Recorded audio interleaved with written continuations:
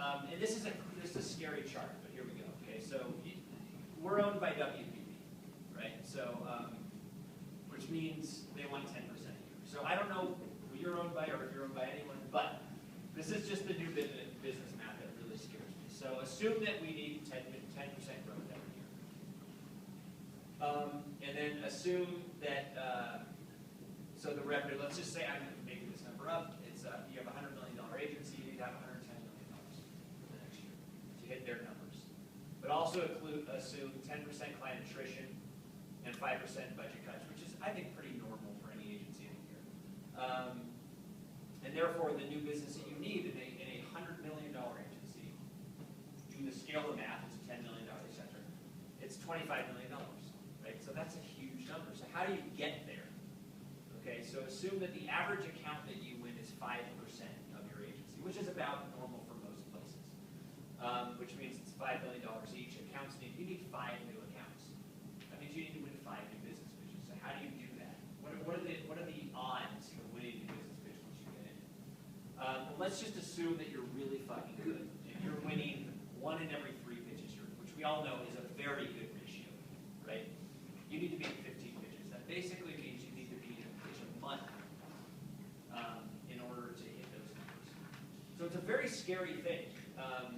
And forget credentials meetings, but you need to know 45 of those. I don't know why, but you do.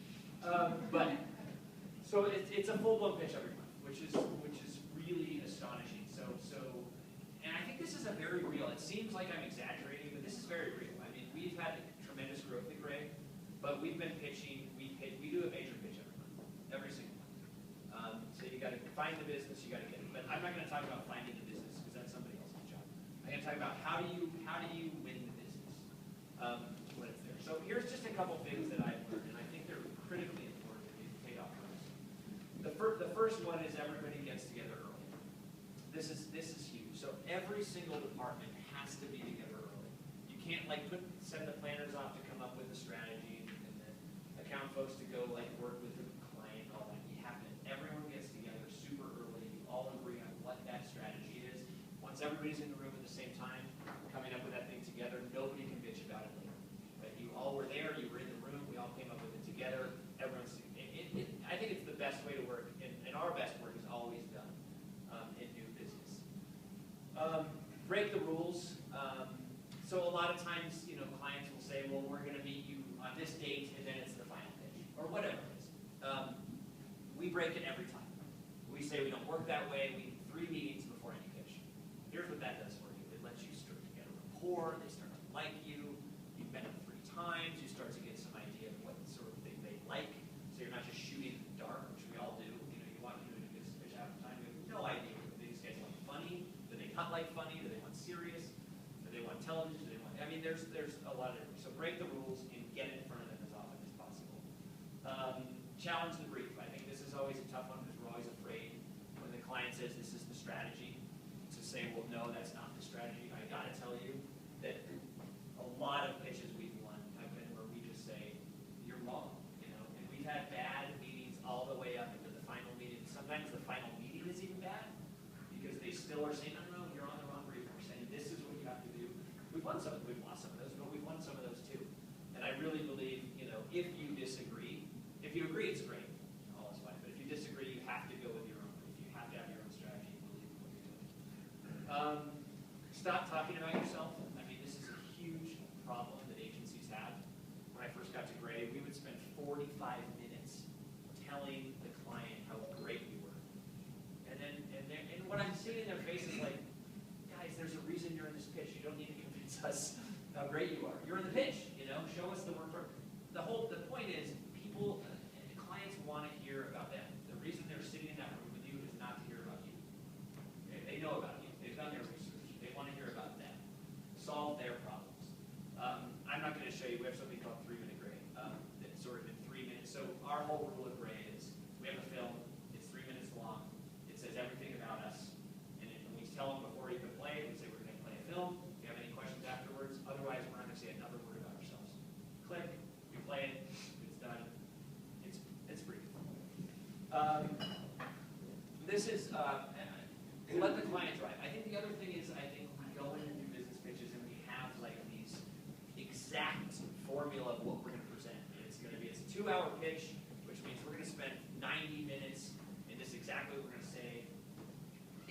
should be a conversation. You know, it shouldn't be like you forcing your shit on them. You know, I mean, you gotta like work with them a little bit. Tell them, hey, what do you guys want to talk about? So we always create our presentations so that you can go anywhere at any time, right? And so if they say, and we just say up front, what do you guys want to talk about? You want to see some of our old work? Do you want to talk about strategy for you? Where do you guys want to go? And then we go and find that on our, you know, we have a screen that just says, okay, which one are we going to do? Boom, let's go to that one first. And basically they drive the meeting, which is much more, and we all know that the most interesting parts of any pitch are actually when you're done pitching and then you have that 20 minutes of questions and answers, right? So anyway, I think that's a really, really important thing. Team chemistry, huge. And I think it's why we win a lot, right? Is we all know each other now. We've all been there. A lot of us came in together, been there 5 years. We like each other. We finish each other's sentences. Clients are incredibly perceptive when it comes to whether you like each other. It's amazing how perceptive they are. They really are. They know. And they know, like, oh my God, that guy, I can tell he's not even from your agency. He's a freelancer. You know, like they totally know that. Which we all do, of course. But the team chemistry, I think, is huge. This is the most important thing, I think, nowadays with clients, is don't tell show. You can't talk about it. You can no longer draw it. You can't like put a script on the table or read a script. It just doesn't work anymore. We have taught clients, I say clients are less imaginative than they've ever been. And what I mean by that is they're not bad clients. I think they're better clients than they've ever been. But we have taught them not to have imagination. So we can't read a script. It's going to sound stupid. You know, we can't like do any sort of sketches or anything. It has to be finished advertising. I hate to say it, if you're going to show them a website, show them the website. I'm not saying it has to be that deep, but you at least got to show them, you know, a couple pages on it. If you're going to build an app, build an app. You know, again, you don't have to build the whole thing, but at least make it. You know, it has to have some substance. So I'm going to show you what I mean a little bit.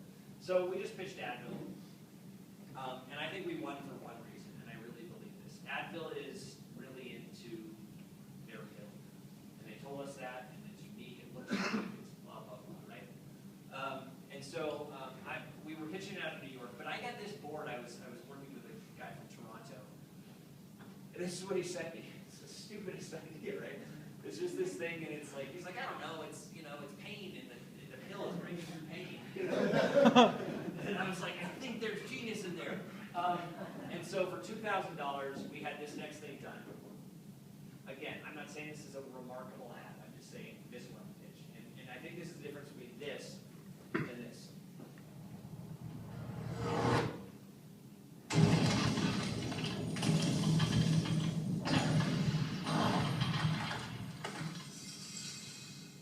So that's it. So they saw that, and they were like, and then we took that, and like halfway through where the pill's busting through and the pavement's falling, we put it on huge billboards, and we put it all over New York City. I mean, you know, in Photoshop. And we just put it everywhere. And said, this is the launch of they have a new product. I can't say what the new product is, but they're launching a new product. This is the launch of the new product. It's 1 image. It's this pain being broken, and we want the pitch. So, but again, there's that. Right? And I know that's particularly bad, but I mean, even if that looked good on paper, it's not going to win a pitch. The other thing won a pitch. So again, show them, don't tell them. I'll give you another example. So we just won the Marriott business globally. And so I think that one of the things that's really important in new business now, obviously, is like they need to know that you understand the entire digital space. And again, by just talking about it, you're not going to get them there. So this is just something we did. We built an app for them, and our whole platform for them is basically taking. I actually love the strategy. It's taking hotels and saying you're no longer a hotel brand or a travel brand, right? Because when people go to, you know, when people are traveling, they don't say I'm going to the Marriott. They say I'm going to San Francisco. So you need to own that experience a little bit more. So the line is Travel Brilliantly. This is something that this is a app that we built for them. But then we said, instead of showing you the app, we're actually recommending that you guys, the television that you run, because they spend a lot of money on TV, the television that you run will actually be television talking about the app. So when you see it as a consumer, you say, holy shit, I think of Marriott as this old school, kind of boring hotel brand, and suddenly they're telling me they have this app that makes my travel experience better. So this is what we showed them. think this actually won this pitch. Introducing the Brilliant Traveler app by Marriott. An app that always knows where you're going and when you'll get there. Allows you to pick your exact room and view before you arrive.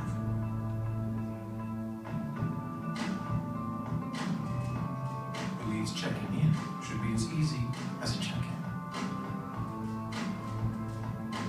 Orders room service from outside the room and gives you new ways to collect Marriott rewards points. The Brilliant Traveler app is ready to do all sorts of amazing things to make your travels brilliant. Marriott. Travel brilliantly. So it's just a super simple idea. And when we were talking, we were like, as travelers, we all work in advertising, we travel a lot. What do we want? We want to be able to not check in. We want to be able to just click your phone, you're in, you know. All those things. So they're doing all those things now. So we just showed them that and said, this is much more about travel than it is about a hotel. Showed them that commercial and won the pitch. I mean, I'm not saying it was that easy. But again, we never would have been able, if we just were talking about an app, like imagine if you had an app, you know, they'd be like, whatever. You know, but you actually show them that and you watch that and you're like, fuck, that app's done. I mean, right? So, and then this is the last one. We lost, I'd like to show something that we lost too. We lost this bid. We pitched HP. It was a big ass pitch and we lost it. But I love the work we did. So these are two, and again, this is in the don't tell show. So we showed them what we wanted to do. Our whole thing was, you're getting killed by Apple. You have to have some sort of something against Apple.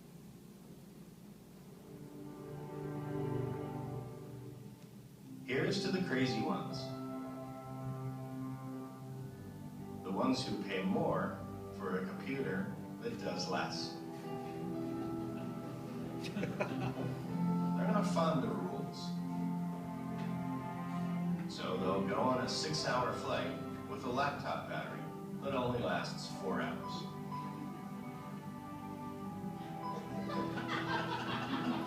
You can quote them, disagree with them, glorify or vilify them, but don't ask them to present in a meeting if they don't have the correct dongle. Because that's just crazy. Smarter, faster, and more powerful. Introducing a laptop that actually makes sense. It's a Hewlett-Packard. So our whole thing was stop saying HP. Hewlett-Packard's a badass name. It sounds like it has a gravitas to it, and then do things like this. This is one other thing. I love this next thing. So we just make shit. Like we go into meetings and we show them stuff. And you know, hopefully they fall in love. They didn't in this case. But I love this spot too. This is how you surf the web. This is how you talk to a colleague. This is how you create a room. Fuck, that's hot. By directing airflow away from the HP Folio 2. That's only $6.99. It's a human battery.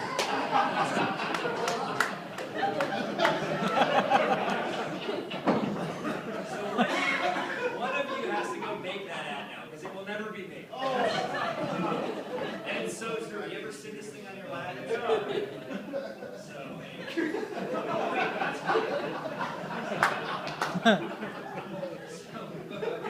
we did like 10 ads like that.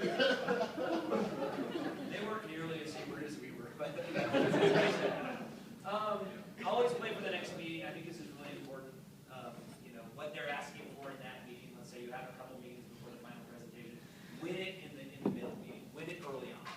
Bring them the idea. Bring it blown out. Bring it, you know, I've seen this a million times. They will fall in love with you in that middle meeting. That last meeting is tough. Anything can happen in that last meeting. It's like overtime. You know what I mean? Like anything can happen.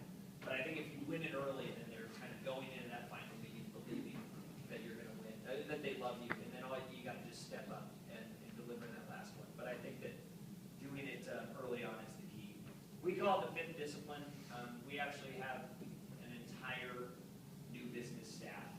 And granted, we're a very big agency, but I really believe that you have to actually dedicate. You can't just think that you're going to win new business. You can't just, you know, have some people people working nights because that's the way the business works. You have to actually build a department, and that department could be 2 people, or it could be 20 people, whatever. But you have to build a department that actually this is what they do. People find a new business and they understand how to win. This is just the last thing, which I just love. So I love strategy. I'm obsessed with strategy. And this is really cool. So you guys know social listening, of course you do. But social listening, so instead of getting 12 people in a room to do focus groups, you go out and we work with a company called Motive Quest. And they're kind of our secret weapon. But what they do is they go out and they scan the entire internet and any public conversations they pull in. So if it's let's say we're talking about fast food, any public conversations going on about fast food, they pull them in, they analyze them, and they map it with a heat map about what's happening in those conversations. And what you find is when they come back with this information, you're telling clients and brands things they never knew about themselves. So this is the way it works. This is real. This is we pitched TJ Maxx a couple of years ago. So is TJ Maxx here or not? Yeah. Okay. And so this is what comes back from Motive Quest. Is basically these are the conversations going on, and it looks kind of weird and sort of scientific, but it's super cool because within each one of these mounds is the higher the mound, the hotter the conversation, meaning the more passionate the conversation, right?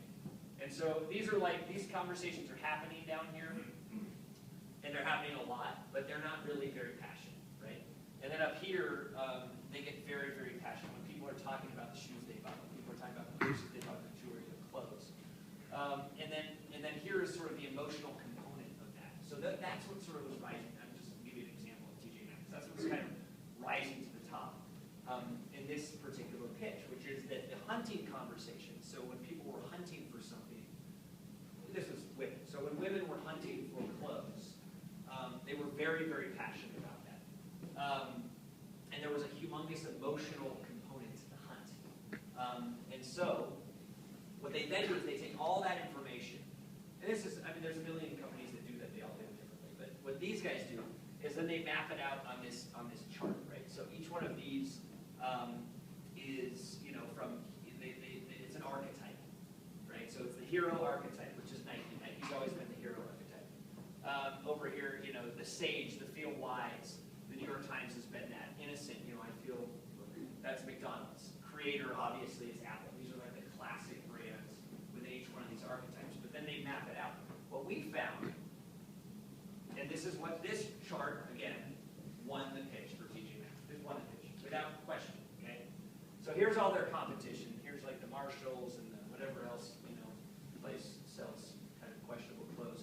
And they're all kind of spiking in the same areas, and basically we're the red, and they're all the other. So basically we're losing everywhere, right? We are. We're just a little bit behind everywhere. But we totally spike on Explorer, right? Which is fascinating. So what we brought to them was this whole notion of exploring and finding, and like that thrill of the hunt and the diamond in the rough and all of that, which is a huge thing when it comes to shopping. And Maxinista, some of you have probably seen the campaign, that's ours. And then why Maxinista actually came from this whole sort of thrill of the hunt. But again, sometimes it's creative that wins a pitch, sometimes it's accountant that wins a pitch. In this case, it was this chart. This chart won the pitch. So find things about the brand that they don't know about themselves. And then I say when it can, I think it's important. I really do. I've never been an awards guy, but when we started winning at Cannes, and we won 9 Lions last year at Cannes, and Wyden and RG beat us, but we were 3rd in the U.S. And it's amazing that this year, I went to Cannes this year, 30% of the attendees were clients.